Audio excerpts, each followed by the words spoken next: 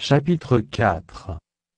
L'ange qui parlait avec moi revint, et il me réveilla comme un homme que l'on réveille de son sommeil.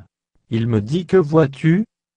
Je répondis: Je regarde, et voici, il y a un chandelier tout d'or, surmonté d'un vase et portant 7 lampes, avec 7 conduits pour les lampes qui sont au sommet du chandelier.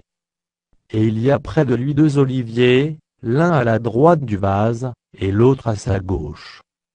Et reprenant la parole, je dis à l'ange qui parlait avec moi: Que signifient ces choses, mon Seigneur? L'ange qui parlait avec moi me répondit: Ne sais-tu pas ce que signifient ces choses? Je dis: Non, mon Seigneur. Alors il reprit et me dit: C'est ici la parole que l'Éternel adresse à Zorobabel, ce n'est ni par la puissance ni par la force, mais c'est par mon esprit, dit l'Éternel des armées. Qui es-tu, grande montagne, devant Zorobabel? Tu seras aplani.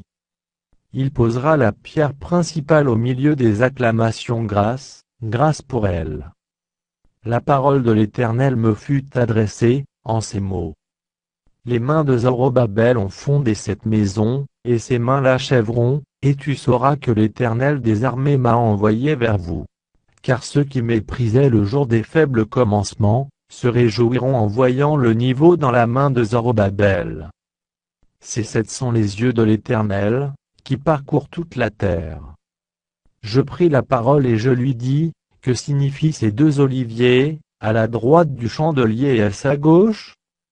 Je pris une seconde fois la parole, et je lui dis: Que signifient les 2 rameaux d'olivier, qui sont près des 2 conduits d'or d'où découle l'or? Il me répondit: Ne sais-tu pas ce qu'ils signifient? Je dis: Non, mon Seigneur.